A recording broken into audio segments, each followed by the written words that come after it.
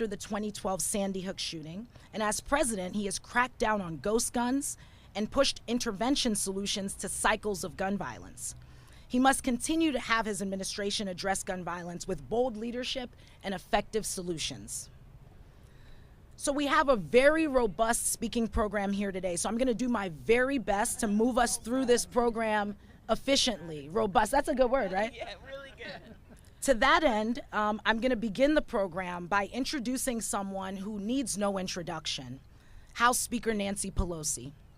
Speaker Pelosi, just one second. Speaker Pelosi, who has been a stalwart champion for gun violence prevention over the course of her career in Congress. As Speaker, she has touched the lives of millions through the passage of major legislation, including the Bipartisan Background Checks Act. As a loyal, dedicated friend to our founder, former Congresswoman Gabby Giffords, she has been with us every step of the way. And as an advocate for gun violence prevention, she has no equal. Ladies and gentlemen, Speaker Nancy Pelosi. Thank you, Sheila, very much for your very generous introduction. I accept that compliment on behalf of the House Democrats who have all been champions, many of whom are here with me this morning. It's my honor to be with you, but it is a sad, heartbreaking time when we see these beautiful flowers symbolizing beautiful lives lost to gun violence, and that the number has increased from last year. We must act. I want to thank Giffords for your leadership, but all of the groups who have participated and are represented today. My colleagues hear me say all the time that President Lincoln said public sentiment is everything. With it, you can accomplish almost anything. Without it, practically nothing. I say that to all the groups here because your outside mobilization is essential to our success in saving lives and passing gun violence protection legislation. Behind me here you see champions, every single one of them having made the case, every single one of them making a difference. And their inside maneuvering can just take us so far. It's the outside mobilization. So give yourselves a hand for what you are doing on the outside. I have a lot to tell you today, but we have a great number of speakers, so I will just focus on Gabby Giffords. Gabby is, many of us had the privilege of serving with her in Congress, and when we had the sad news of the assault on her life, it struck us in a way that we had never really felt before. To watch her come back with physical speech and all kinds of therapies, the strength she had to come back to make this fight. Somebody asked me the other day, what are some of your brightest moments on the floor of the House? I said the brightest moment was the day Gabby Giffords came back to the floor of the House. And I never saw an ovation like that. She is someone who is respected and across the country, an inspiration to so many. An inspiration that is, again, making a difference, but again, more needs to be done. I just do want to point out one of my colleagues, Lucy Macbeth, who is a constant, everyday inspiration. She's turned her own personal grief into action to save lives. And while many of our members are here, I want her legislation. Sheila mentioned the extreme risk protection order legislation, which will be passed, and hopefully will be passed in the Senate. Again, she's a part of so much other legislation, and some of that is, again, what we intend to do. Raise the age to buy weapons of war, restrict access to ghost guns, outlaw high-capacity magazines, ban civilian bump stock sales, crack down on gun trafficking, and advance safe gun storage. My colleagues here will speak to that. Many of them are the authors of this legislation.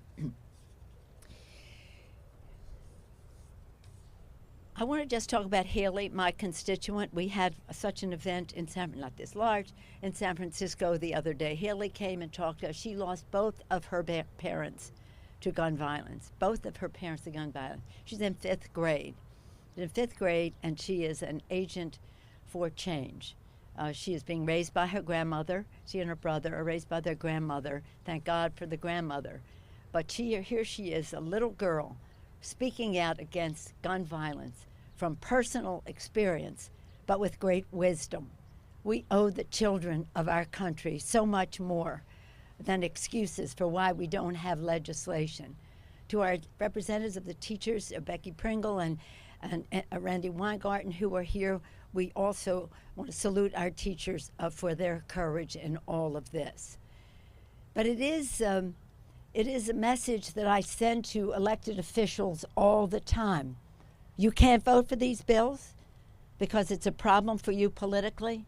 Understand this. Your political survival is nothing compared to the survival of our children.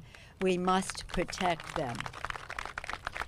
So now it is my privilege to yield the floor of them all to a great leader, a dear friend and former colleague of many of us, an inspiration to millions of Americans, an absolute force in the fight against gun violence, our former colleague, Congresswoman Gabby Giffords.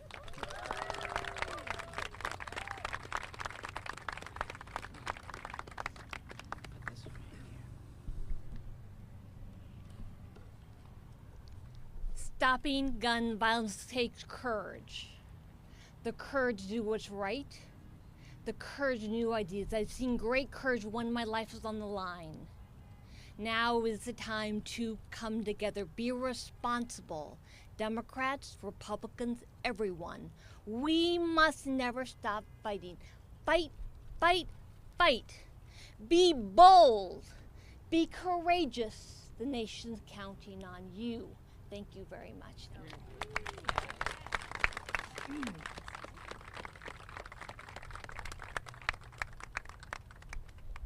Thank you so much, Gabby. At this time, I would like to introduce Senator Murphy to the podium. Thank you very much. Well, thank you all for being here. There's no words to express my gratitude to my great friend Gabby for what she has done to lead this movement, to grow an organization that is making a difference. Gabby and I were next door neighbors our freshman year in the House of Representatives.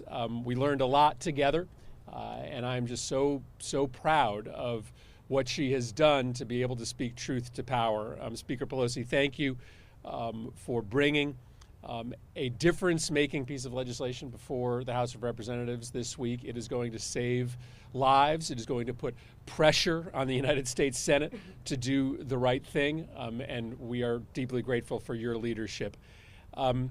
Listen, there are a lot of very scared parents and kids out there today. They are scared for their lives. They are scared for their safety. But they're also scared that democracy is so fundamentally broken that it can't step up and answer the most fundamental concern that any parent has, the physical safety of your children. Now, the world is paying attention because of what happened in Uvalde and what happened in Buffalo, and there's good reason for that. There's something deeply psychologically cataclysmic about that number of children, that number of adults losing their lives all at one time. But there's a slaughter every night in this country.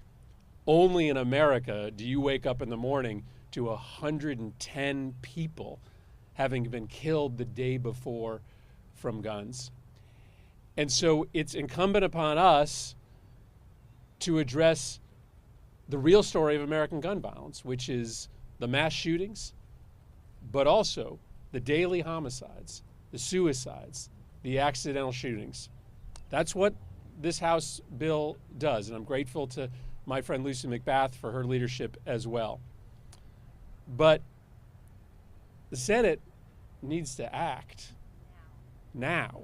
Right. Yeah. The Senate can't wait any longer.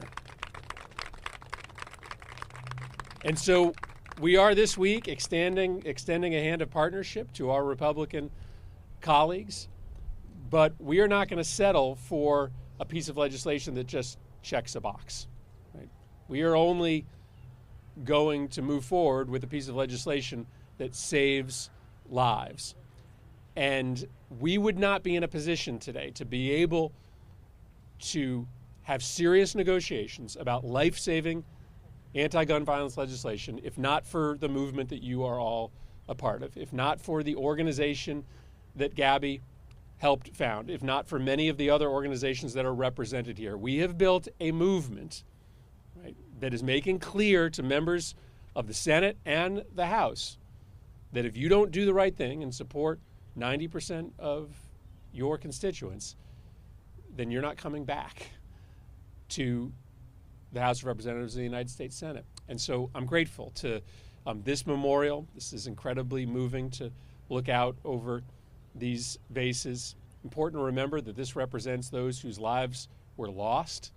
But if you look at the mass shootings since Uvalde, well, 25 people died, over 100 were injured, and those are life-altering injuries as well. The scope, the breadth of American gun violence is really hard to calculate and imagine. And this just gives you a small window into the horror that we have decided to live with. Hopefully, we make a different decision this week, and that will be in part thanks to the movement that Gabby has helped to build and the action of the House of Representatives. Thank you very much for being here today. Thank you. At this time, I would like to call up Senator Blumenthal. Thank you. Thank you so much.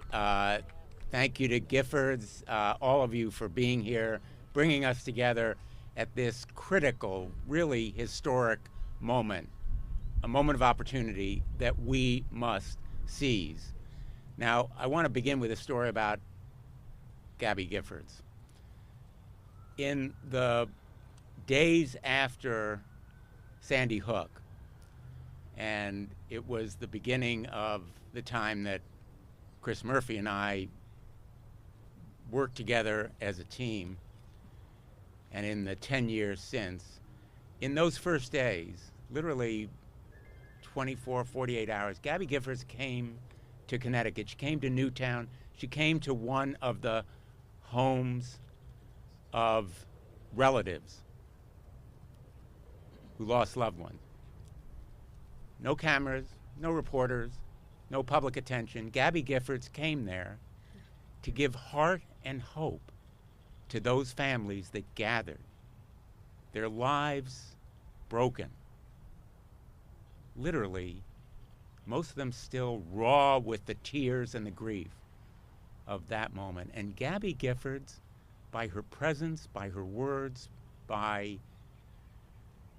the force of her personal story, gave them heart and hope, and they have been champions. The Sandy Hook survivors and families have been champions of gun violence prevention.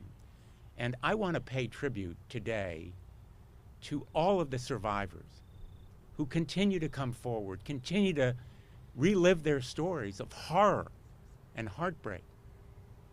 And Gabby Giffords gives them, all of them, the role model and the mentor and the example of personal courage, grace under pressure that inspires us all. So if you take nothing else away from today, it is her message: fight, fight, fight. Never, ever give up. And we know, and I'll be very blunt, we know that the gun lobby is still out there. They are continuing to intimidate and threaten our colleagues. Republicans have yet to stand up to them. We still have an uphill battle, but we are determined to seize this moment and save lives, because we have a responsibility to the American people and to our own conscience. And you have created the movement. Giffords, all of these organizations have changed the political face of America in these 10 years. I've seen it happen. We were crying in the wilderness 10 years ago. You have changed the political dynamic and landscape, and Gabby Giffords has been our leader. And now we need to fulfill the promise of this moment. Not with window dressing or face saving, not with checking the box, but with real and meaningful action. And if we can do it on red flag laws and improving the background check system, and yes, mental health, school security, why not raise the age that's required to purchase guns? Seems to make such simple sense. All of these measures are common sense, sensible measures. And I've been privileged to partner with many of the House colleagues who are here today, Debbie Wasserman Schultz on background checks for ammunition, Adam Schiff for repeal of PLCA, the sweetheart deal that gives gun manufacturers absolute immunity. We need to continue to be angry and unsatisfied, because if we reach a compromise, and I'm very clear-eyed about the uphill battle and the work still to be done, but if we manage to reach an agreement, we will still have work to do. We will still have a lot of work to do on these common sense measures, and we will continue to be in this fight. So I want to thank you for being here today, but more important, for your continuing struggle. And it will be a struggle, and especially to those survivors who are here, because it is painful, it is grief-stricken, but it matters. Thank you so much.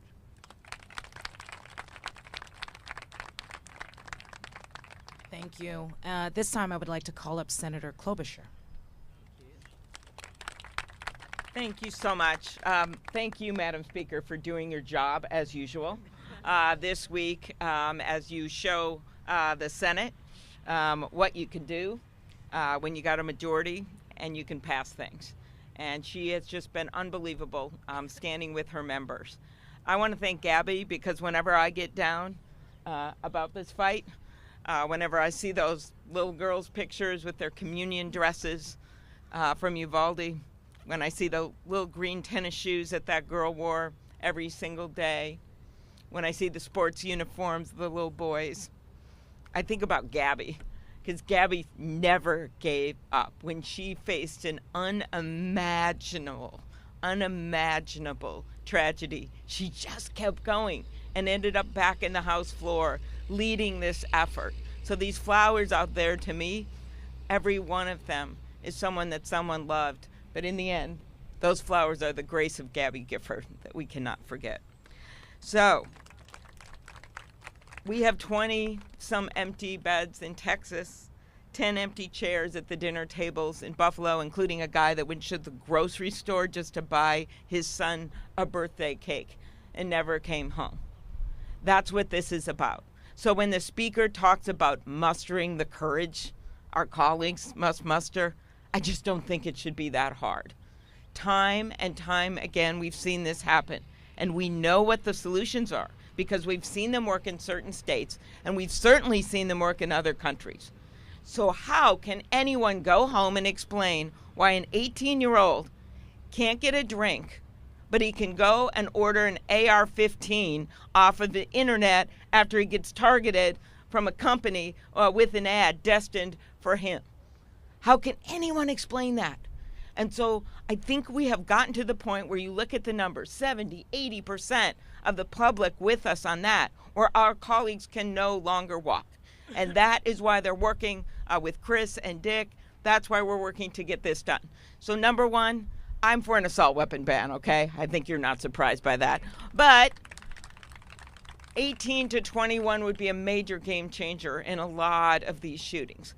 Number two, doing something about the new technology, the ghost guns, doing something with Lucy's bill on the extreme risk orders, knowing that that has worked and bringing that out across the country, closing the boyfriend loophole, which thanks to the Speaker's leadership, they actually passed in the House with, wait, get this, 29 Republican votes voted for the Violence Against Women Act. Then it got stripped out in the Senate. I'm not going to go into it. I won't. Moving forward, we're moving forward, but this is an opportunity to close that loophole, as we know the number of deaths that result in domestic violence cases.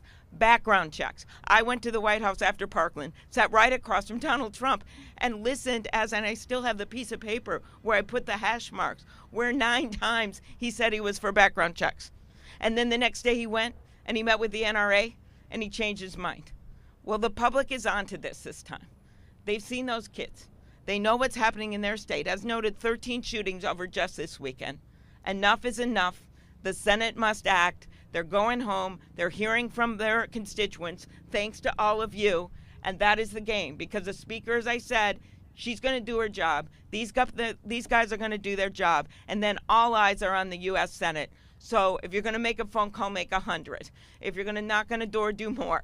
Just keep doing this. And we'll get what we can done with these guys. And then we march right to the ballot box because the people are with us. Thank you.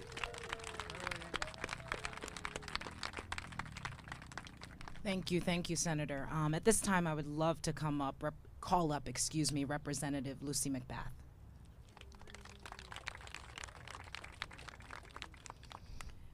Well, first I want to say thank you to Speaker Pelosi for her vigilance. And as she says over and over and over again, we are trying to pass these laws for safer communities for the children.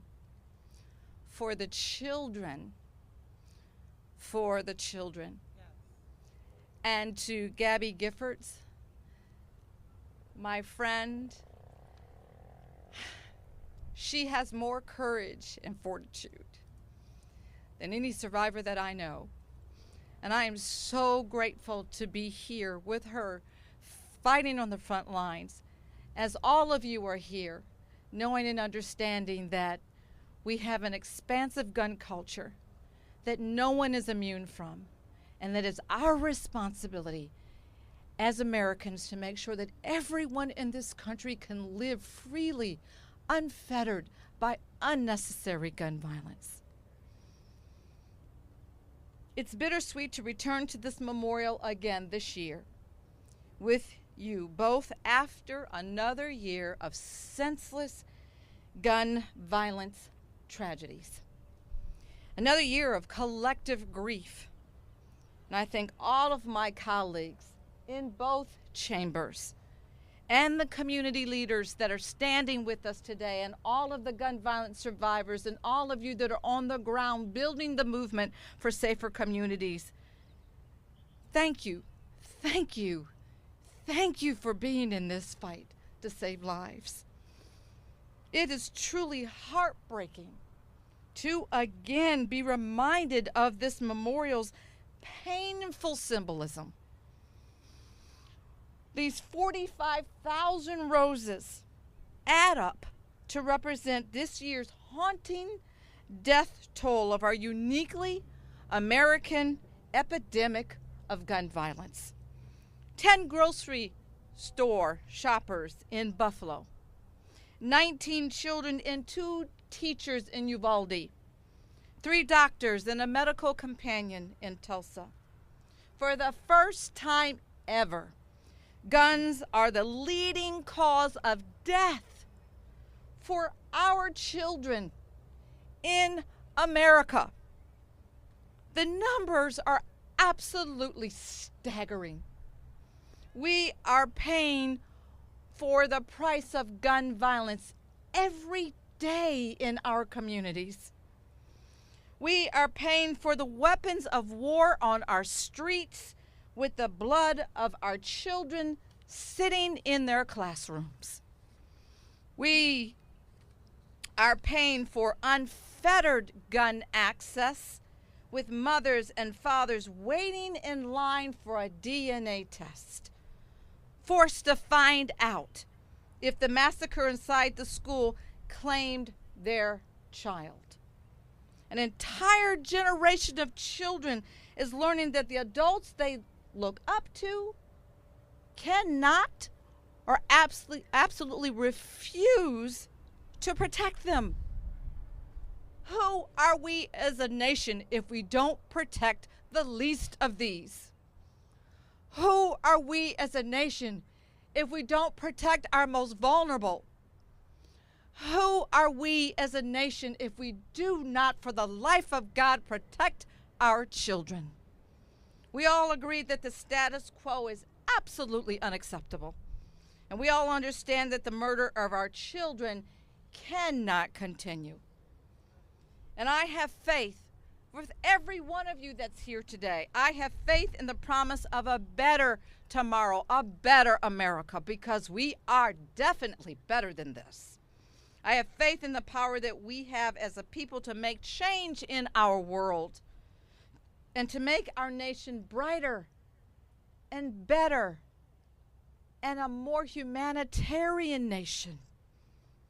And above all, to make it stronger.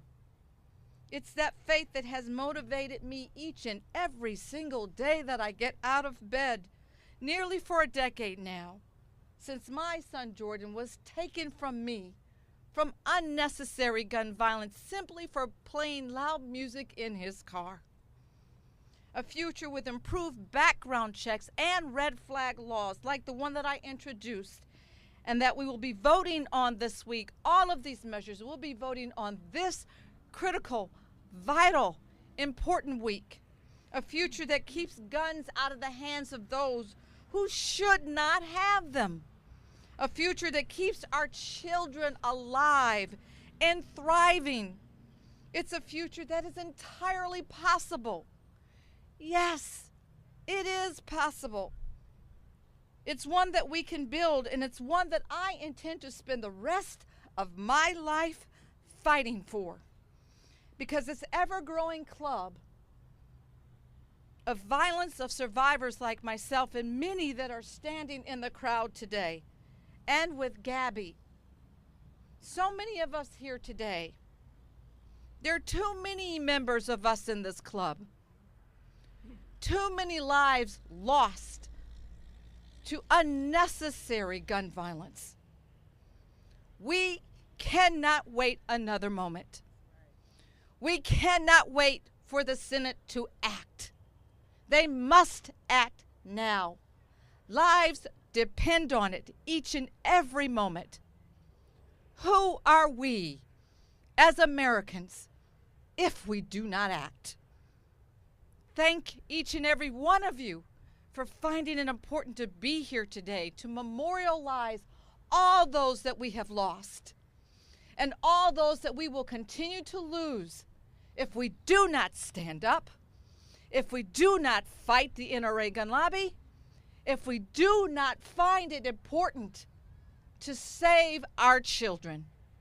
Thank you.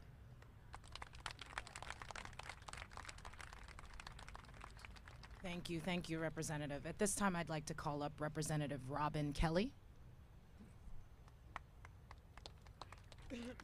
Good morning, and thank you so much. I, too, would like to thank Speaker Pelosi for her courage, her bravery, and her boldness, and for always leading the House in the right direction. I also want to thank Senators Murphy, Klobuchar, and Blumenthal, because I know it cannot be easy in your shoes, but you have not given up the fight.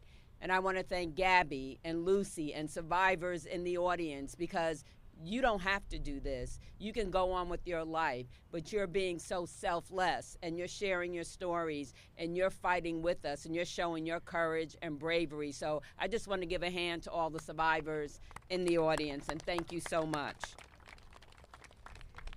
Gun shootings in America, it's no secret, it's an epidemic. From the shootings that have impacted Buffalo, Chattanooga, Philadelphia this past week, to the daily gun violence impacting cities such as Chicago, where I represent. Memorial weekend, 43 people were shot in Chicago. Last weekend, 33 people were shot in Chicago. When, tell me when, is enough enough?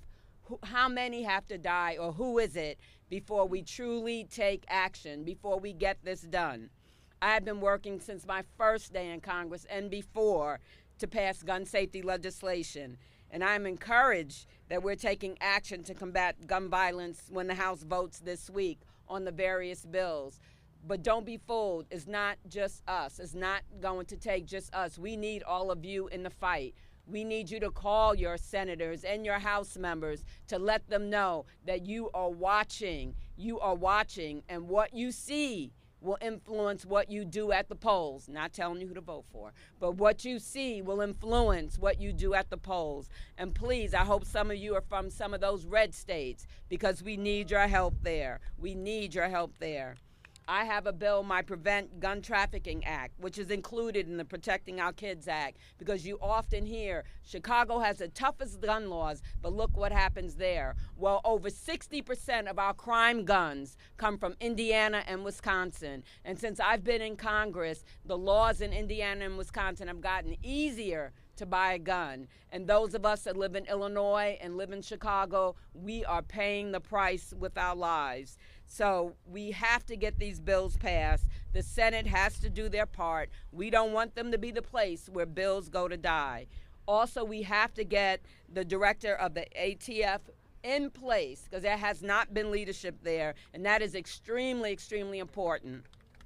Finally, Democrats in the House must continue to work for the American people and look at what other bills can help end gun violence. It's not just the bills we're talking about now, but we need bills that work with intervention and prevention. Like we have a bill with Stephen Horsford and Senator Cory Booker that was in Build Back Better that we couldn't get passed. But we have to pass the Breaking the Cycle of Violence Act so that our kids pick up hobbies and new lessons and job skills and not pick up guns. And in all of this, we have to think about our teachers. They go to work to teach, not to worry about losing their lives. We have to think about cashiers in a grocery store, or people that do hair in a salon, or people going to watch a movie. That's our right also. It's not just about, I'm not against the Second Amendment, but also I have a right to play in a park, the right to ride on a bus, the right to go to a movie, and we have to protect these rights. Thank you so much. Thank you, Representative. This time I'd like to call up Senator Schumer. Well, thank you very much. I want to thank Gabby Giffords and the Giffords organization for putting this event together and having all of us here, the broad panoply of people who support gun safety. Now, many of us here have spent years, decades, on gun violence. I'm the author of the Brady Law. There are tens of thousands of people living today. They don't know who they are because that law was passed. I put the assault weapons bill through the floor of the House as well. This was in 1994, and it's amazing how little progress we have made since then. The power of the NRA is just unbelievable. But guess what? We have the people behind us. We have right behind us. We have the momentum behind us as well, and we will prevail. My father passed away in November. He's still here. And here's what he taught me. He taught me two things: help people who need help. But the second thing he taught me is, if you're doing the right thing and you persist, God will make sure you succeed. Yes. We are doing the right thing. Are we going to persist? Yes. And are we going to win? Yes. We will. We will. The pictures, this is such a powerful sight, and I'm sure it's been said before, but when you think of the families, the friends, the communities that are grieving because each of these flowers is planted, because a life has been taken away from us unnecessarily, and you see the increase in gun violence in the orange flowers behind us, you know that this is an issue where we can't just say the status quo is okay. I was in Buffalo right after the shooting. I met a 3-year-old little boy, a beautiful little boy. His father had said, I'm going over to the top supermarket to buy you a birthday cake. His father never came back because he was black and at a supermarket. That was it. That was the reason he was shot. That little boy, that whole family, all of their friends will live with that the rest of their lives, as will the whole community of East Buffalo. And then in Uvalde, to see the pictures. I was not there, but you see a little boy with a trophy, 10-year-old, a 9-year-old with a sweatshirt proudly talking about what she believed in. And every one of us who has had kids has experienced those moments when our kids come home with those trophies or wear those t-shirts, and these kids are just gone. it's just, it defies words. It defies words. So I can't get out of my mind these people who have been lost. But there are so many others who were lost who all of these flowers represent, who we're not even knowing and seeing, but they and their families live with it every day. On Mother's Day, I met with 50 women, all dressed in white, all of whom had lost children to gun violence. And they were trying to reclaim their place in society. It was a powerful and an amazing experience, and all they said to me is, get something done. Get something done. This year already, as the orange flowers symbolize, we have had 250 mass shootings. We've only had 150 some odd days this year. That means more than one mass shooting each day. We hear of some of them, we don't hear of most of them. But the people who are victims, and the families of victims, and the friends of victims have all heard about them and will hear about them the rest of their lives. So I want to thank my colleagues. I want to thank Senator Murphy, who has been such an outstanding leader on this, Senator Blumenthal, who's working so hard on red flags, Senator Klobuchar, who has been one of our mainstays on this issue, and all of our House members who are here as well. As Majority Leader, I made clear that the Senate will vote on gun safety legislation in the near future. Senate Democrats, led by the groups, including this group, your message to us is get something done.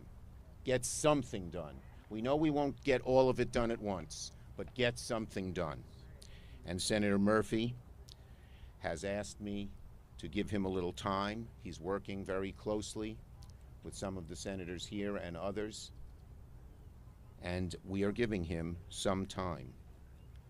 And we know in the proposal that they have, because so many of our colleagues on the other side of the aisle are unwilling to go forward, will not have everything we want. But that will only be the beginning. We know that the push for gun safety will continue, for universal background checks, for a ban on assault weapons, and tough red flag laws, and so many other things will continue even after these rounds of discussions have terminated. But we're going to get something passed through this chamber as long as it will make a tangible difference in gun violence. Who do we owe it to? We owe it to America's parents. We owe it to America's kids. We owe it to every person now who is worried as they see somebody, as they walk down the street or walk at a train station or an airport or take their kids to school, that they won't be next. All of America is thinking of that now, because these rounds of gun violence have been so frequent and so deadly. We're under no illusion that what we want to do remains a tall order. We know that so many on the other side of the aisle have their heads in the sand and are unwilling to do what 90% of America wants them to do. But we are going to persist. And we are going to persist until we succeed, until we don't see any more pictures of 10-year-olds with trophies. We don't hear any more stories of 3-year-olds whose father was shot down in a store because he was black. We don't hear stories from all of our communities that people are still afraid because gun violence is so rampant. We will fight until that is over, O-V-E-R. Not half over, not three-quarters over, but over. So let me thank once again, the Giffords organization and Gabby for her tremendous strength and courage. Let me thank all of you who are fighting so hard to make sure we get something done here. And let me thank the American people who are calling minute by minute their senators, their congressmen, their representatives, and say, just get something done. Thank you, everybody. Thank you, Senator. I love that. We are going to persist. All right. Hope everyone's doing okay. At this time, I'd like to call up Representative Wasserman Schultz. Thank you very much. It is seared into my memory the day that I got the call that one of my dearest friends, Gabby Giffords, had been shot. And there were hours that we actually thought she had not made it. The panic that gripped my heart, the grief, and then the relief that she was alive, and then the aftermath of the months and months that I watched her fight and kick and scratch and use that classic Gabby Giffords resolve to make sure that she could not only survive but thrive once again and live to lead the way on combating gun violence. Now, what kind of a friend would I be if I didn't let you all know that tomorrow is Gabby's birthday? So let's make sure that this week we give her one of the best birthday gifts that I know that she could receive, and that is pass meaningful gun violence legislation so that we can make sure it's signed into law and that we can save more lives. And as someone who has been a safety advocate, the cornerstone of my own legislative career for my whole legislative career has been keeping children safe. I know that you'll never know how many lives you save by the legislation that you pass, the laws that put obstacles in the path of someone who would cause harm, either through intentional or accidental harm. But we know that lives are saved. I want to share with you what I went through yesterday. Yesterday, I stood with high school kids from my children's high school alma mater in my hometown to acknowledge those students' accomplishment of raising money to fund Stop the Bleed kits to be put in every classroom in our high school.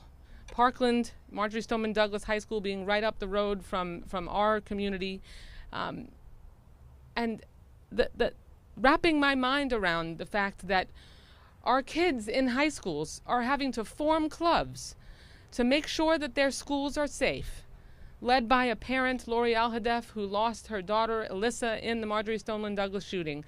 But the fact that kids are having to form clubs to raise money to keep themselves safe and to stop them from bleeding out. If, God forbid, a mass shooting occurs in their high school, instead of selling cupcakes and standing on the street corner to lure neighbors into car washes so that they can make sure they can pay for a fun prom.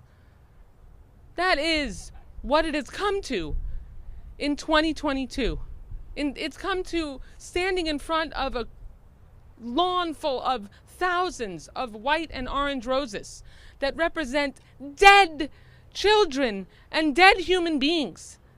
It doesn't have to be this way. And I'll tell you, it is possible for us to pass gun violence reform. If there's any state in America, Florida would be the one that would be the biggest challenge. But after Parkland, our Republican majority legislature, pushed by families from Parkland and from communities across our state, made sure that we raised the age from 18 to 21 that you could purchase a gun, made sure that you had at least a 3-day waiting period before you could purchase a gun, passed those extreme risk protection orders, otherwise known as red flag laws. Laws, not incentives, but laws, to make sure that we could remove guns from people who would do others or themselves harm. If you could pass that in the state of Florida, you can pass it anywhere. And we have to make sure that we give you the resolve, give the parents in the communities across this country the resolve to continue to push us. That's why legislation that we are going to have in our package this week is going to continue to put pressure on the United States Senate to at least do something. We're legislators. As legislators, we delight in incremental change. We have to, or we would all crack up. But I'm here to tell you, and I'll close with this, and Senator Blumenthal is still here, and I want to thank him for being the Senate lead, as I am on the House side, to pass Jamie's law. Because one of those common sense things we can do, raise your hand if you already knew that ammunition is illegal to purchase if you are already a prohibited purchaser, a convicted felon, a domestic violence abuser, or adjudicated mentally ill. Did you know? Raise your hand if you knew that it's illegal to purchase ammunition. If you are in one of those categories, there are very few hands raised. You know what? It's illegal, and we don't check. There's no background check if you're to catch whether you're a prohibited purchaser. So we need to pass Jamie's law to just add a simple background check to make sure that someone who shouldn't have a gun and maybe can't get it because they're a convicted felon or in one of those categories also can't purchase thousands of rounds of ammunition with no questions asked. That's unacceptable, and we have to stop that. And I'm just thankful that my friend Gabby Giffords had the courage that she always had before her own tragedy, and that we are led by her every single day. And she helps give us the resolve to keep going. Thank you so much. Thank you, Representative. I'd love to call up Representative Cicilline. Good morning. I am really delighted to be here. First, to see and be with Gabby Giffords again, who I had the privilege of serving with, and to thank her and Giffords for being such extraordinary leaders in this movement, and to thank in particular my colleague Lisa Macbeth, who every single day in the Judiciary Committee reminds us of why this fight is so critical, and surrounded by so many other colleagues. And I thank our Senate leaders who are here. And I want to just make a couple of points. One is, you know the numbers. We have a gun violence epidemic in America. Guns are now the leading cause of death for American kids. Let that sink in. The leading cause of death. More than 200 mass shootings this year alone, 27 school shootings this year alone, 45,000 families whose lives have been destroyed because of gun violence being symbolized by these flowers here today. And sometimes we lose sight because these numbers are so enormous. We should recognize that those who have survived gun violence or lost a loved one to gun violence, like Lucy or like Gabby or like so many who are here today, every time we have one of these gatherings to advocate for this, those families relive their experiences of getting that phone call, of identifying the body of a child, and all of the horrors that come from this gun violence. And so I think it is hardest to explain to anyone. I'm on the Foreign Affairs Committee and the Judiciary Committee. When I travel, inevitably, in every meeting with foreign leaders, they say, what is going on in America with guns? Why can't you fix this? Because great democracies can solve big problems. And to the young people who are part of this movement, I want to apologize to you. You should not have to be here. You should not have to be at a rally. You should not be demanding that you be able to go to school and be safe. That's on the adults. That's our responsibility, and we have failed you. But we have moved 2 really good bills to the Senate. We're going to move more this week, and it's on our Senate colleagues, particularly our Senate Republicans, who are blocking even universal criminal background checks, supported by 95% of the American people. Something is wrong. And by the way, it's not just the power of the gun lobby. It's the weakness of our elected officials who are willing to do the right thing to protect the lives of the constituents they serve. It's on the Republicans who are blocking this in the Senate. So I want to say thank you for being here. Thank you for what you are doing. We need to change the paradigm in America. So no longer can elected officials say, oh, you know, I'm worried. Politically, this might hurt me. It has to be the reverse. It has to be politically, you will not survive if you don't stand up and advance gun safety legislation in this country. That's the political risk, and you're helping change that. Thank you. Thank you, Representative. At this time, Representative Escobar. Buenos dias, everyone. Thank you so much for being here. I want to give a special shout out to the physicians, the moms, the kids, the gun owners, the Giffords participants. Thank you all for being here to put pressure on all of us. And I'm going to give a few words in Spanish for our Spanish language media. Les quiero dar las gracias a todos que están luchando con nosotros para evitar la tragedia que hemos visto en El Paso, en Uvalde, en otras comunidades. No tenemos que vivir y morir así en los Estados Unidos. Podemos cambiar las cosas si tenemos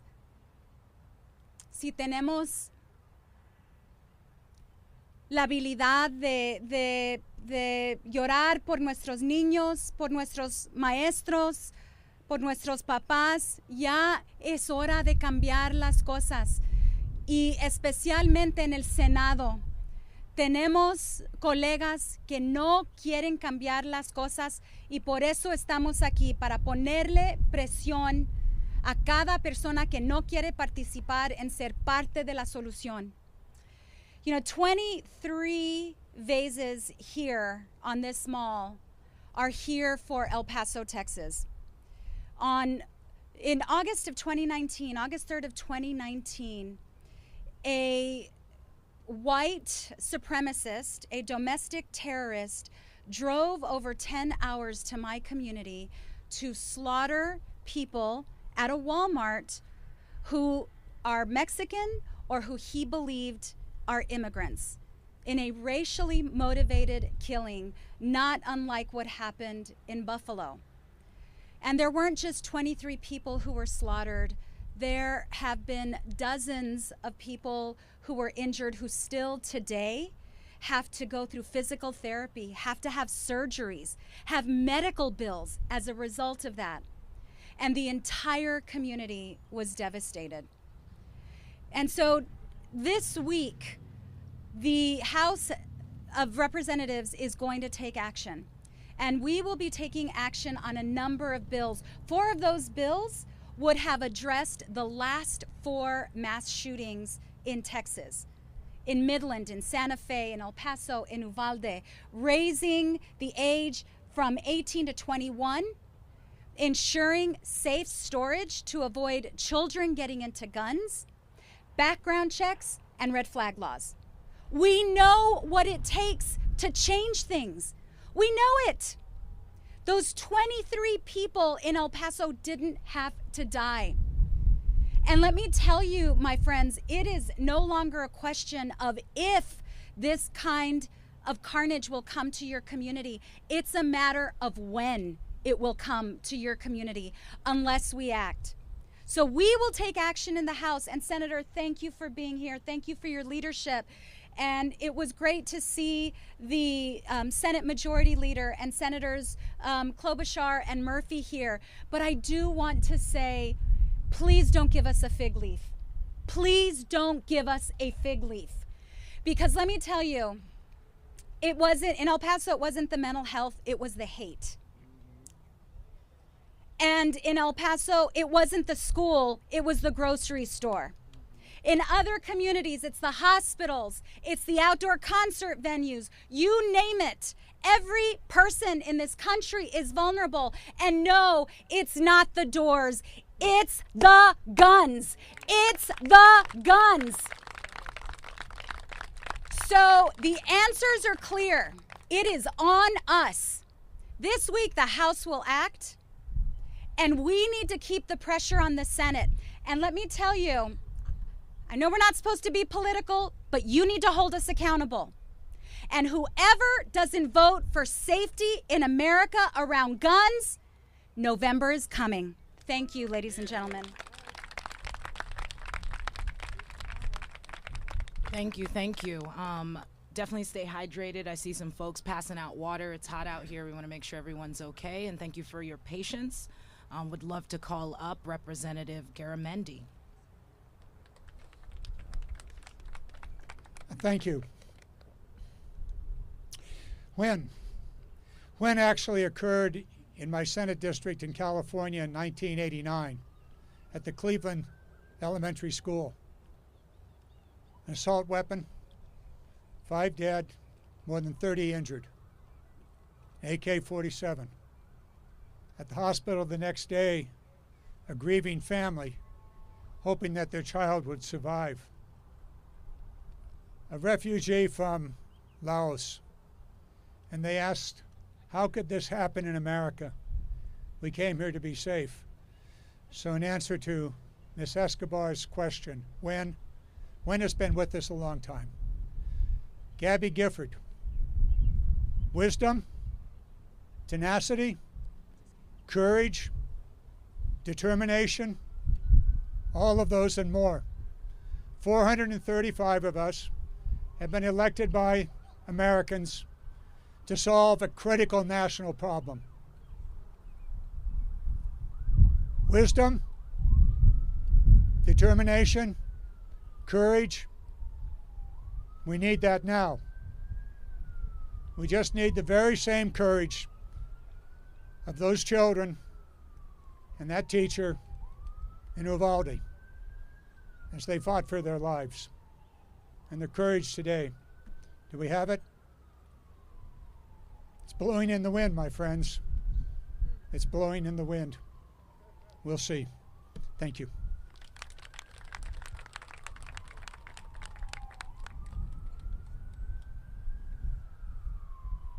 All right. Thank you, everyone. All right, so we have just heard from all of our elected officials, our senators, our representatives, and we really want to thank them for making time for us today despite their extremely busy schedules. So I'd love to just do another round of applause for all the representatives that spoke today.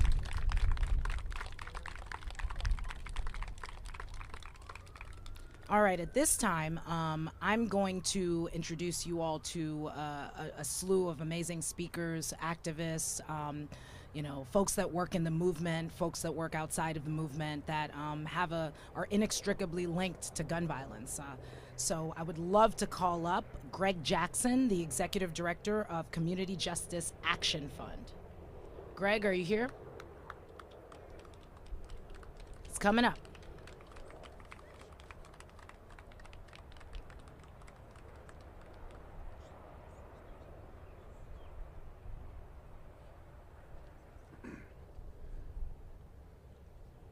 All right, good morning. Good morning. All right, thank you. I can always count on DC. So I'm Greg Jackson. I'm the Executive Director for the Community Justice Action Fund. We're an organization committed to ending gun violence in Black and brown communities. But I'm also here as a survivor of gun violence. And for too many of our communities, memorials aren't as beautiful as this. You know, on my corner, there was a young woman who was shot on a corner store on 16th Street. And her memorial is 6 bullet wounds in that corner store, 6 bullet holes. When we were in Buffalo, when you look at everything surrounding Top Supermarket, their memorial were flowers, balloons for those who have been lost, for grandmothers that have been lost.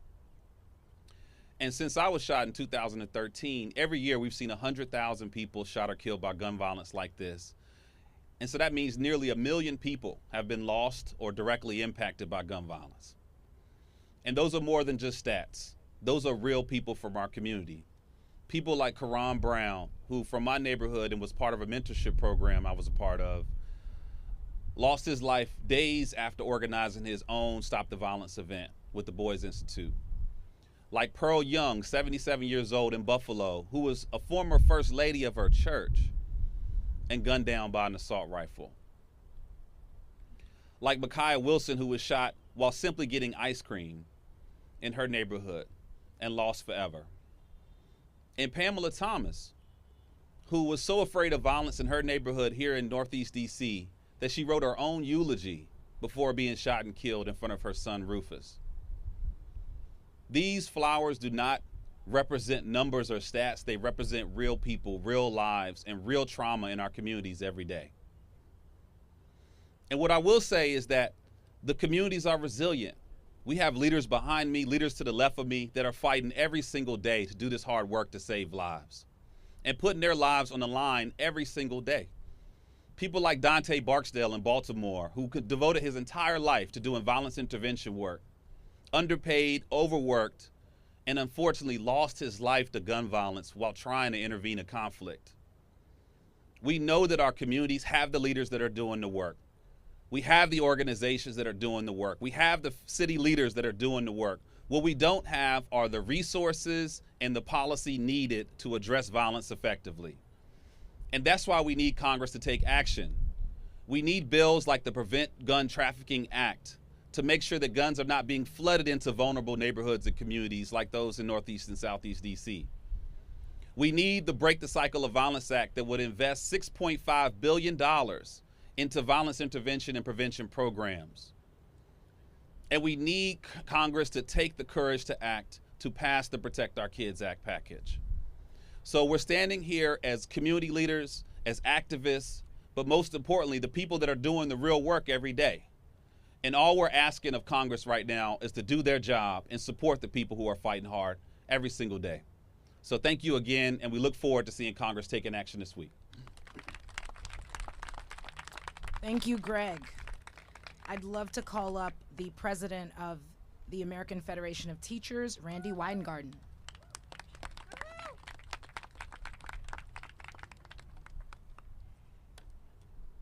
So, everyone has spoken so eloquently and from the heart about what we need and what we want and what we demand and what we cry for and what we press for. There's anger, there's sadness, there's sorrow. There's a sense of resilience and persistence. And these activists behind me, they're never going to stop. Thank God. And in their name, we remember those who died, including teachers, kids. 3 of my members died in Buffalo, murdered in Buffalo. The doctors in Tulsa, the kids and teachers in Uvalde, the grocery store goers in Buffalo, and then countless others whose names we don't know right now, but their families do. Guns and hate create violence. In lots of other places in the world, there's hate. But because of the laws that have been passed, there's not the mass shootings that we have here. No one is talking about the Second Amendment. No one is calling for us doing any violence to the Second Amendment. What we are calling for is gun safety. When we called for airline safety, everyone came on board. When we called for motor vehicle safety, people came on board. When we called for tobacco safety and alcohol safety, why can't we have safety when it comes to guns? Why can't people's lives be more important? There are things we can do. There are things we can do. We're all doing our jobs. Becky's members, my members. Every activist is doing his, her, or their jobs. I'll end with this. I was in Buffalo last week and at the Topps Memorial before we were about to do a community rally, and a young woman with her daughter with chalk in hand just wrote, "Do something." Yes, of course we will hold people accountable if they don't. But it would be much better for our democracy in the names of those who have perished through murder through guns if we, as America, did something now.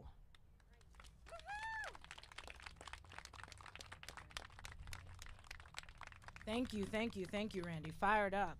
I'm excited. At this time, I would love to call up Tia Bell, the CEO of the Trigger Project. Good morning, everyone. Happy Gun Violence Awareness Month, not because of the joy that is absent when we lose as survivors, but because we have an opportunity as survivors to bring together and become true fellowship and display power and loss in a way that brings us essence and grace and tragedy that we don't get to do a lot. So I just start today as a survivor, as a founder of a nonprofit organization aiming to prevent gun violence, with gratitude for everyone, with the courage you used today to show up. I want to acknowledge that because we're pushing policy, we're pushing laws, we're standing here together, but it is very hard to wake up and get up and do what we do, being if you're on one side of the camera or the other. So I just want to start with gratitude for Giffords and for the fellowship of all of us survivors. Please give yourselves a hug for me. I've used a lot of my 2 minutes just to explain that and bring that, but I want to share that as the founder, I'm 6'4". So I want you guys to hear me, but I'm the founder of the Trigger Project. It's the true reasons I grabbed the gun evolved from risk project. It started in 2019. I was a survivor like Gregory. My mom got shot in her left leg when I was just 10 years old. And between almost losing my mother at 10 and then losing my uncle at 17, I lost more friends than I can count. So I stand here today, of course, in again, fellowship with PUSH for gun safety and gun sense, but I ask and beg of you that you think about the many people that are just 2 miles down the road that are suffering from the spread of gun violence. Here at the Trigger Project, we look at gun violence as a disease. The CDC studies gun violence as a disease because it spreads through modeled behavior. So there are true reasons I grabbed the gun that evolved from risk. Risk like high emotional distress, despair, lack of opportunity, support, and services. So we need the resources, we need the funding because we're going to keep doing the work, but we need to last. So that hopefully in 20 years when my newborn son is finishing college or finishing whatever endeavor he wants to pursue at that young age, he can be in a safe world. I thank you. I ask that you guys push to invest in prevention. We have the many gun policy laws for safety, the many gun policy laws and that, again, for intervention. But prevention is the absence of disease. I ask that you guys invest. I thank you again for your time, your courage as survivors, and my condolences. Bless you.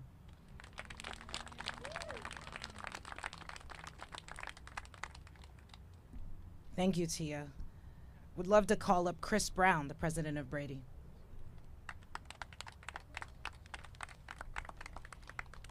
Morning, everyone. My name is Chris Brown. I'm the president of Brady. And I just want to say thank you to Giffords for hosting this event, for giving us a platform, all of us in the gun violence prevention movement. All of the survivors that I see, and all of you, thank you for joining us today, because we're on the right side of history. I hope all of America is paying attention because we collectively, all of us, have had enough. We, as parents, as children, as mothers, daughters, nephews, nieces, look every day and wonder, are we safe? Can we walk down the street? Can we go to the movies? Can we go to school? Can we shop at our grocery store and be safe and not be targeted by a combination of hate and complete ease in accessing guns in this country? It's hard for me to reflect on how many horrific things all of us have been witnessing over the last couple of weeks in particular on the news about the impact of gun violence. For many of you here today, you know that well, deeply, and personally. One that sticks with me the most as a mother of an 18 and 20-year-old is a conversation that a mother in Uvalde had with her daughter, terrified after being in the school, obviously grateful to have survived. She asked her mother, "Mommy, what picture will you show of me when I'm shot at school?" Just let that sit for a minute and understand that the trauma we are inflicting on our children is horrific. And the thing, as the president of Brady, that upsets me the most is that it is absolutely preventable because laws work. Laws actually work. And I don't have to say that in a hypothetical way. I know it because Jim and Sarah Brady passed the Brady background check system. And it's been in effect for more than a quarter century. And guess how many gun purchases have been stopped by that law? Over 4 million and counting. More than 600 every single day are stopped. And you know what is the most upsetting part of this? that still 1 in 5 guns is sold today with no background check at all? And the answer is very simple. It's sitting in the Senate. And it has been for over a year. It's called H.R. 8. And it stands for a very simple proposition that I think is very important for every single American, you all know, but every person listening to understand. When the Brady Law was enacted in 1993, it was before something called the internet was invented. It's before gun shows were big business, and today they are. As a result, private sellers, not technically subject to the Brady Law, because they weren't around in big number at the time, can sell guns with no background check at all. And people are dying every day because of this. That's what's at stake. And let me just say something, I think, about the Second Amendment here. What we're talking about with the Brady Law and all of these bills that the House is marking up is our public safety. It is about whether we live or die. It's about our right, constitutional rights, enshrined by John Locke and Forward, to life, liberty, and the pursuit of happiness. No American wants a version of the Second Amendment that is an insurrectionist version that swallows every other basic right, including the most fundamental right to live. So I ask members of the United States Senate, because the House has done their job. We have a few members in the United States Senate that belong to one party that say things after Uvalde like, oh, it's about the doors. And they somehow are using talking points from the National Rifle Association that haven't been updated since the last slaughter at schools. But I think Americans are fed up, don't you? I think Americans want change, and I stand with all of these amazing organizations, with all of you activists. We are strong, we are mighty, we are standing for justice, we are standing for saving lives. We want the Senate to act. Yes, please confirm Steve Dettelbach to be the head of ATF. Put a law enforcement agent at the top of that agency. And the Biden administration needs to continue to do all it is doing already to fill any gaps in the law. Let's make that happen. Thank you very much. Thank you, Chris. Joanna and Ikea Hardy from Guns Down Friday. How y'all doing today? Look, let's take a moment. That big bang, gun violence really traumatizes us, because that bang just sent us all, woo. So how y'all doing again? I'm a little nervous. I'm in the streets a lot. I don't really do stuff like this. So yes.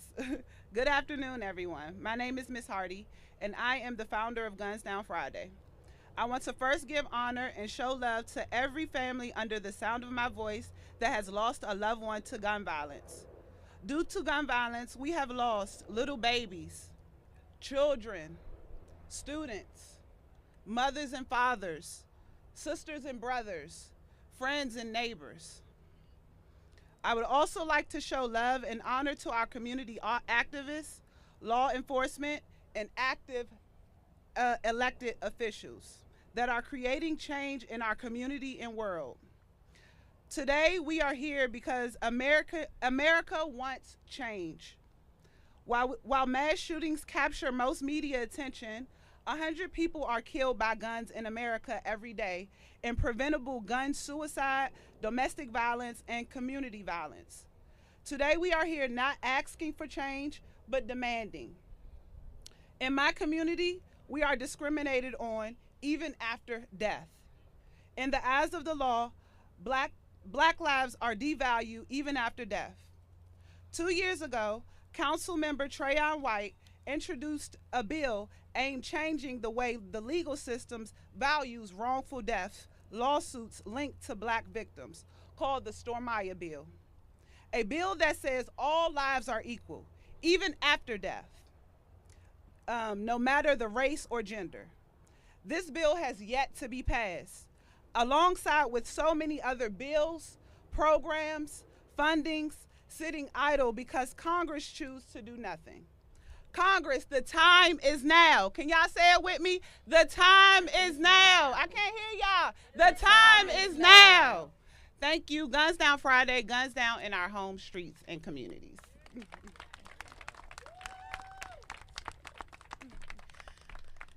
Hi, hello everyone. My name is Ikea Hardy and I am the Executive Director of Women in Heels. I joined Joanna as the frontline staff in our city aimed towards reducing gun violence. I particularly work with women and youth girls just to provide them resources so that they are less likely to be involved in any gun violence activity. As the frontline staff, this job is not easy. It's very hard on our mental, and a lot goes into this that we don't get to talk about often because of the work that we do and the what goes into it. So I just wanted to take this time to say that we need more resources and more aid, more funding in our fight to reduce gun violence right here in our own city. And so that's all I have. Thank you for this opportunity and this platform, and I look forward to continue to do the work. Thank you. Thank you both. Thank you both. Dr. Joseph Saccharin from This Is Our Lane. Well, good morning. It's great to be here, and I want to thank Giffords for putting together this event. Look, I come to this conversation both as a survivor of gun violence and someone who's a trauma surgeon in Baltimore. And every day we face the horrific reality of gun violence in America. You know, I'm grateful to be surrounded by so many friends and activists and survivors, but the fact that we're here means that we are here at the cost of people's lives. And I'll tell you what, as we stand on the heels of Uvalde, where children were massacred at school, and Buffalo, where you had a person that massacred a black community. As you've heard earlier, these mass shootings that get the attention of the media and the public are less than 2% of the public health problem we face. And in fact, in cities like Baltimore where I work, every day, like last night when I was on call, we have young black men, we have pregnant moms, we have high school students that are being slaughtered on our streets. And we have the responsibility to tell those stories. You know, when you think about what's happening in America, we continue to wake up day after day with these senseless tragedies. And of course, these flowers that represent those that have died are so significant. We always talk about the death, but don't forget that for every one of these deaths, there are about 2 to 3 non-fatal injuries. And it's not just the physical trauma, it's also the mental and the emotional trauma. I mean, imagine this. A child in America took blood off of a dead classmate and rubbed it on herself in hopes that if the gunman came back, he would think she was dead.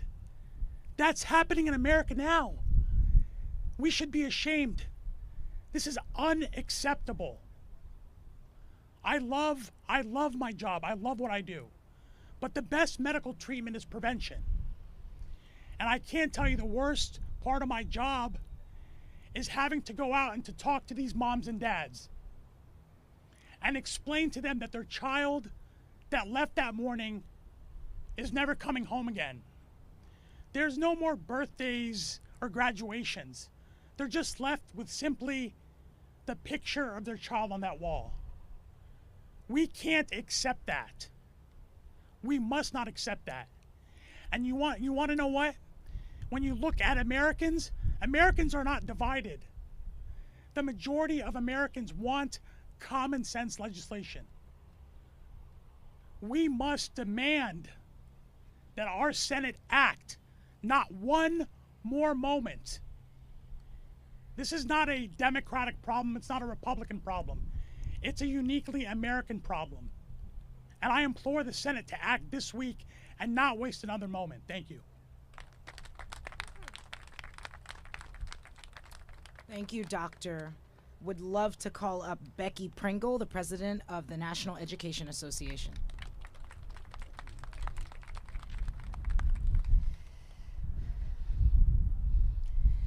I wish I could shut up, but I can't, and I won't. Those words by Bishop Desmond Tutu capture the level of resolve and determination we must have in this moment. I am Becky Pringle, president of the National Education Association. I stand before you with the power and might of the 3 million members of the NEA saying they will not shut up, they will not stop, they will not give in until Congress and the Senate do their jobs. We were joined today by those members of Congress and the Senate who have already done what they know is right for our students. But we have others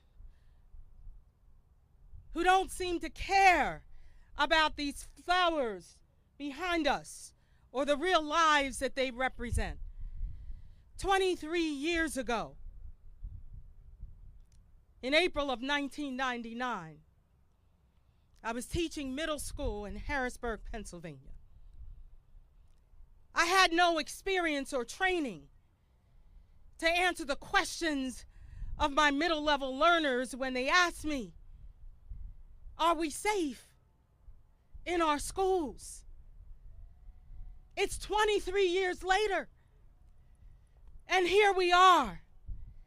The question that we must ask is this who America is?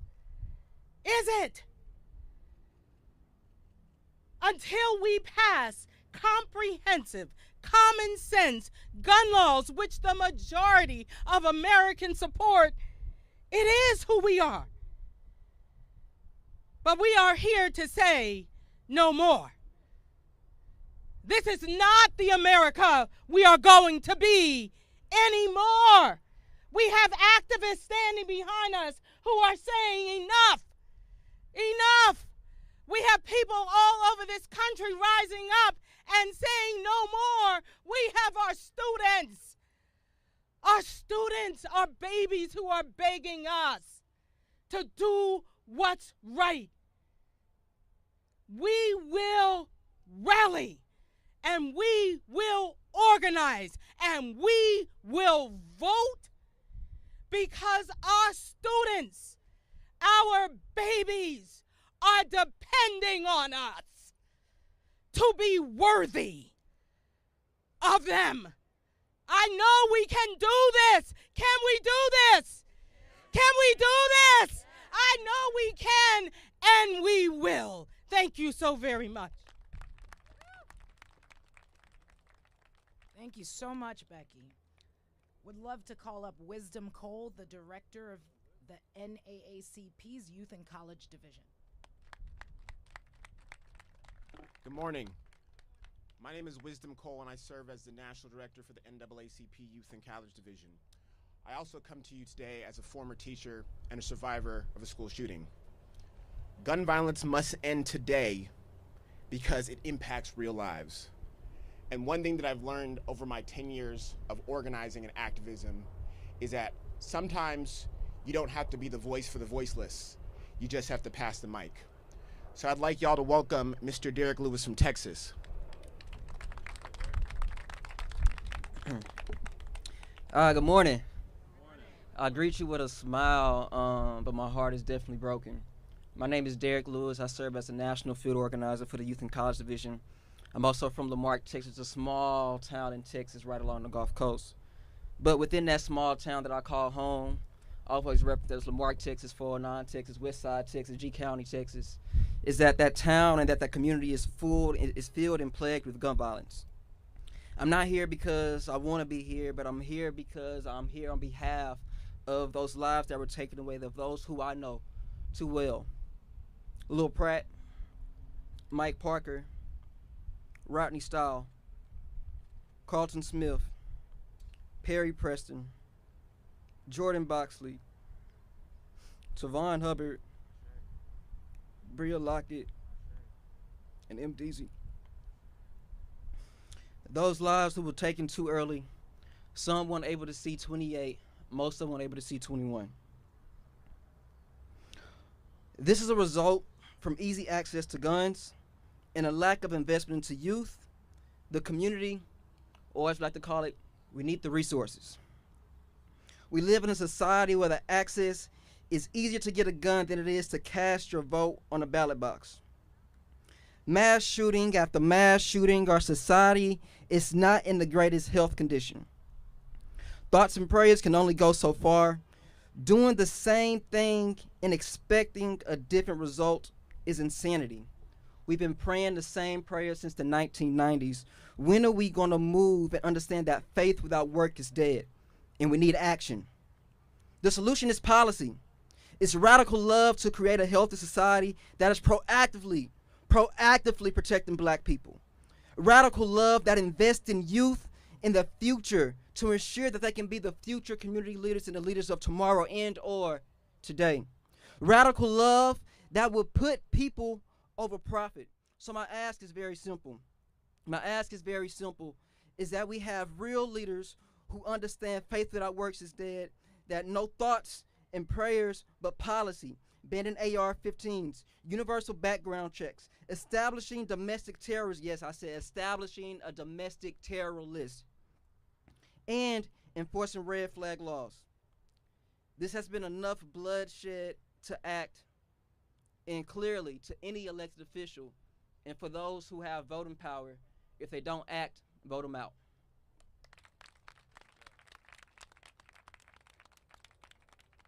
Thank you, Wisdom. Thank you, Derek. Would love to call up Angela Farrell-Zabala, the Senior Vice President for Movement Building at Everytown. Thank you, Sheila. Thank you so much. Good morning, everybody. It may be afternoon. Good afternoon if it is. As you've all heard today, this is our moment. Senators are negotiating gun safety legislation right now, and this is our best chance in a decade to get Congress to act and pass these laws that will save lives. We're here to talk about what's at stake. We're here to lift up the stories of survivors, and we're here for each other. Because showing up for each other is how we've made it this far as a gun violence prevention movement, and it's how we'll keep going, even when it's tough, and it's how we're gonna make the future of our country safer. My name is Angela Farrell-Zabala, and I'm the Senior Vice President of Movement Building at Everytown for Gun Safety and Moms Demand Action. But above all, I'm a mother of 4. I'm a person of faith. I'm a resident of the District of Columbia, and I live in Ward 7, southeast of this city. Our organization, all together, have been working in partnership with Giffords and so many others that you've heard from today to do one simple thing: stop this gun violence epidemic. I want to extend my personal gratitude to survivors here today for sharing their stories, and for all those who have spoken today, and all those for showing up, and everyone across the country who's turning in on live stream. As I said, our moment is right now. Every day in this country, more than 110 people are killed with guns, and hundreds more are wounded. It simply doesn't have to be this way. We don't have to accept this as normal. The Senate needs to hear from us. That means wearing out our dial pads, recruiting our family and friends to do the same, and making sure that there isn't 1 second that our target senators' offices or that their phones aren't ringing off the hook with one of us on the other end of the line. Already hundreds and thousands have sent messages and made calls to contact our senators within the last 2 weeks to tell them, do your jobs, take action, end this epidemic. When senators used to pick up their phones in their offices, it was the NRA calling. And now we're the ones calling, and we're demanding action, and we're demanding that they don't look away. That's how this movement is greater than the sum of its parts, because we show up and we represent the overwhelming majority of people in this country in saying enough is enough. Again, thank you to all for being with us today and for everything you've done to make this moment possible. Thank you. Thank you, Angela. We have a few more speakers, so I really just want to commend those of you that are still here. We really appreciate your attention to this very, very serious issue. I would love to call up now survivor and activist Charles King with Helping Others with Life.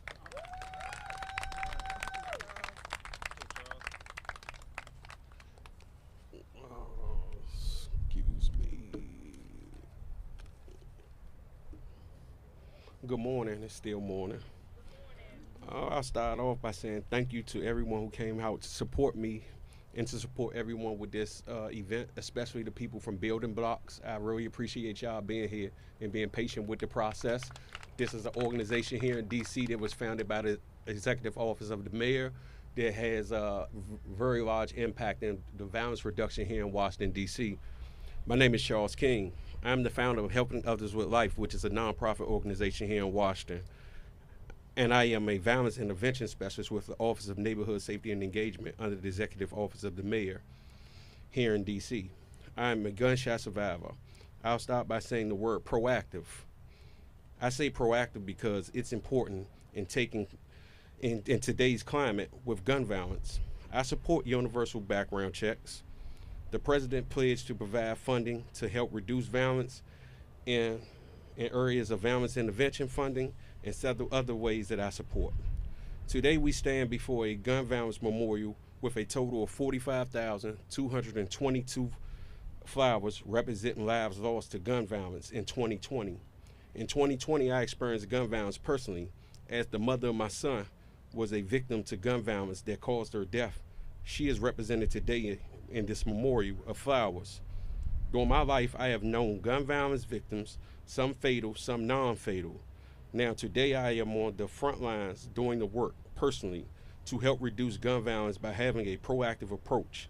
I personally know that if we can reduce the guns with some of the measures being asked upon today by the people here, we can reduce the number of deaths potentially. I stand before everyone here with everyone here to collectively help hopefully save some lives. I stand here hoping that our voices are heard so we don't have to experience another Buffalo or Texas incident. Before I end, I want to say together we stand, divided we fall, and thank you to the Office of Ms. Giffords for the opportunity to be heard on this issue, and thank you to my son for being here with me today as I lend my voice on an issue that has affected us, impacted our lives both. Before I close, I just want to say thank you to everyone that does the work, the violence intervention work, because this is real work. We don't have the resources of the police department. Only thing we have is our word and our reputation and our credibility. And sometimes we can wind up being victims going into situations where there's a whole slew of violence going on. I live here in the Washington, D.C. area, and as you know, across the United States, the murder rate is rising drastically. The thing that I can say is I'm going to keep doing the work, and I know that those that's here that I see and that I acknowledge, I know that they're going to keep doing the work too. This isn't work to us. There's no amount of money that can compensate us for what we do on a daily basis. Thank you.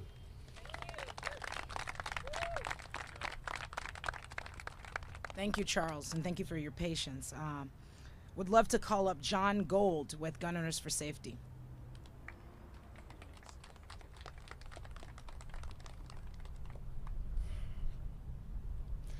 Slaughter is too easy in this country, and it needs to stop. I've already been introduced, so I'm going to move forward. I was told today to make this personal, and I'll get there. But as a firearms instructor of over 2 decades, I know that my Second Amendment rights and supporting practical gun safety measures are not mutually exclusive. They are necessary, they are prudent, and they are urgent. I'm not your usual gun safety advocate, but I should be. I've taught marksmanship and pistol craft for over 2 decades. I've been the victim of gun violence, and I've lost 4 people close to me to firearm suicides in the last 6 years. I have scars to remind me, but gun violence leaves more than just scarred tissue.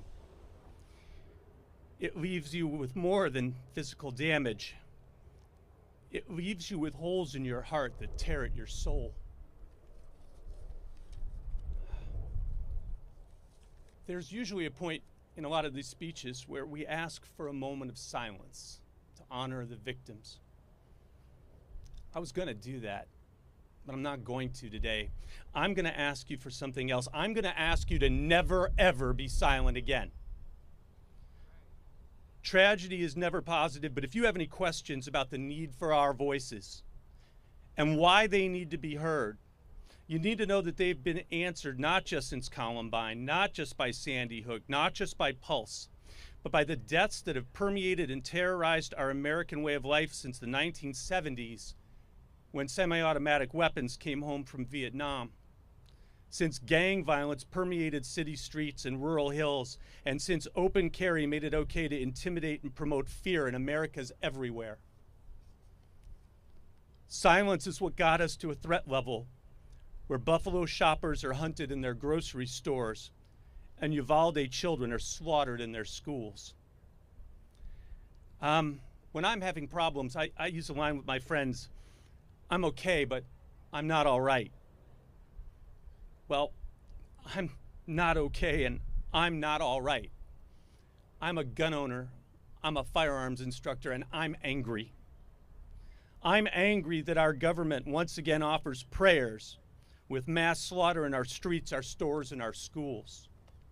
I'm angry that the leading cause of death for children aged 0 to 19 is gunfire. I'm angry that irresponsible gun owners let 4 children die in 5 weeks in the state of Michigan because of unattended firearms.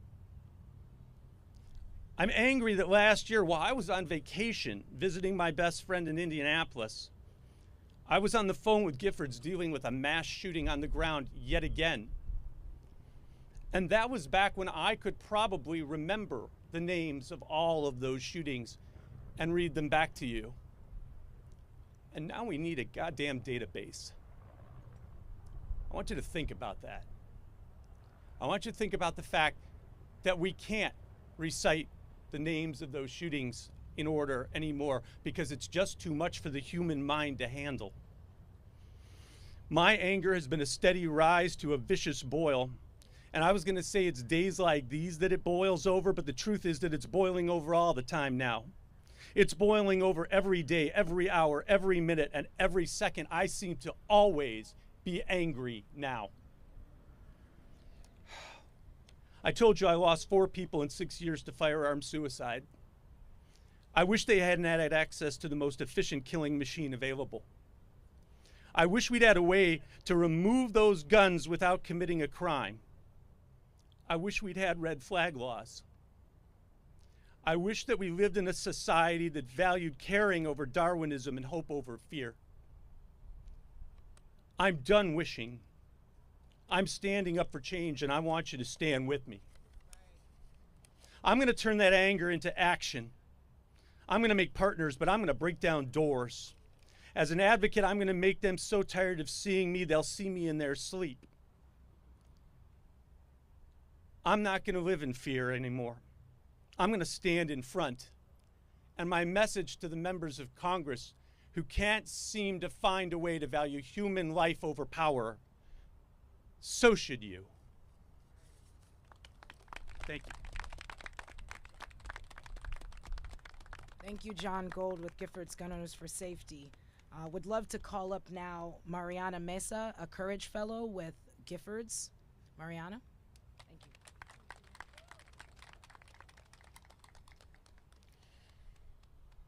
Hello, everyone. My name is Mariana Mesa, and I am grateful for the opportunity to speak with you today as a Giffords Courage Fellow, traveling in from my hometown of El Paso, Texas. A city you perhaps recognize from a now fleeting story in the slew of your daily news. El Paso, a sprawling hearth of Latina culture and communal love as vibrant and unrelenting as the vivid sunsets and mountainous horizon that cradle it.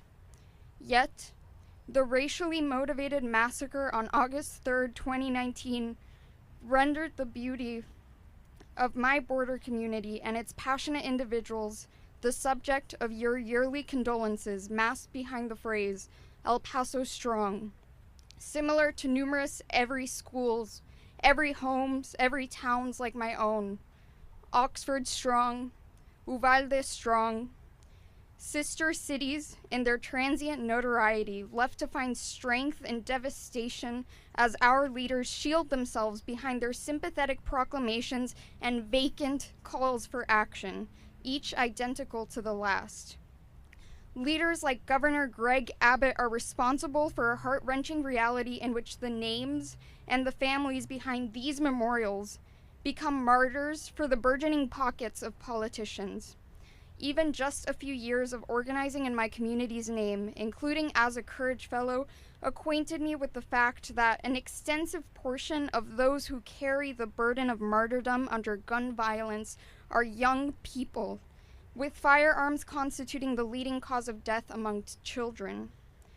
While this indicates the urgency of youth voices in the conversation surrounding gun violence prevention, it further attests to the downfalls of the media, often highlighting white, middle-class faces and failing to encompass the racial and economic identities of the victims of everyday gun violence. For the sake of Latina communities like mine and like Uvalde, do not forget about us again. Amplify the voices of the victims, community violence intervention, and mutual aid organizations over large nonprofits and politicians who exploit the grief of mass shootings. Additionally, recognize that gun violence transcends these incidents deemed newsworthy. Those closest to us, those most vulnerable can be affected, and thus necessitate an intersectional and comprehensive approach to community violence. We must deconstruct the culture of gun violence in America beyond regulating firearms, palatable rhetoric, and performative action. Do not grow complacent. Do not turn your back on us, for gun violence pierces through every lingering second of your inaction. Thank you.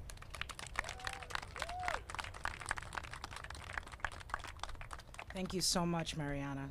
Last but certainly not least, Mariah Cooley, a board member at March for Our Lives.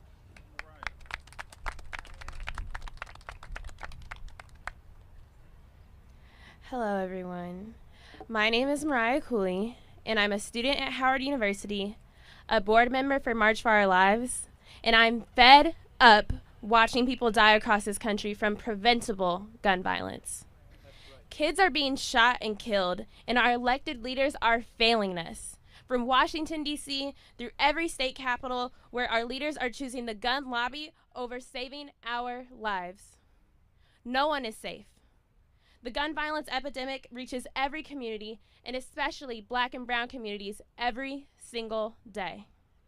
From Columbine to Parkland to Buffalo to Uvalde, We are the gun violence generation, and we shouldn't have to be. I'm 20 years old, and I'm still fighting here today, and I've been fighting in this movement since I've been 17, and nothing has changed. And that's why so many of us are marching in D.C. this Saturday. That's why over 450 communities across the country are marching in their hometowns, because we are tired of these speeches. We are tired of the debate. I want to live.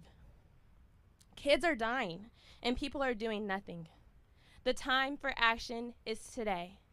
It was yesterday, really. It was 20 years ago, for being honest, and nothing has changed. After young people marched for our lives in 2018 following the tragedy of Parkland, over 150 life-saving laws were passed in states across the country. In red states like Florida, we were able to raise the minimum age for firearms, and Virginia now requires universal background checks, and now Colorado prohibits firearms at election polling sites. But most importantly, my generation showed up, and our elected officials still failed. We had hundreds of thousands of voters in the midterm 2018 election, and we are still here today, and they're doing nothing. But we still have hope. We've always had serious, successful meetings with Republicans and Democrats in Washington, D.C., who are committed to taking action to save our lives. Dozens of us are speaking with lawmakers all week about this issue. But the meetings don't save lives. Action does. And we all march for our lives on June 11th. We will show those politicians that we are not just about talk, we're about action. Thank you.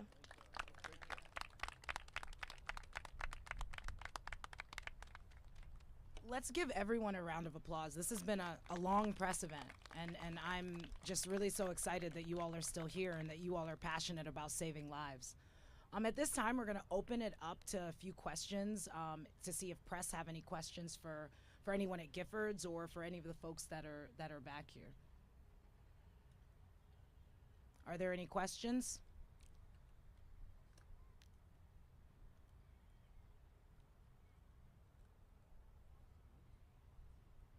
All right. Well, thank you all so much. We hope that you learned something and that you enjoyed the program. And we're really hoping that, we can push Congress to act so that we can prevent gun violence. Thank you all.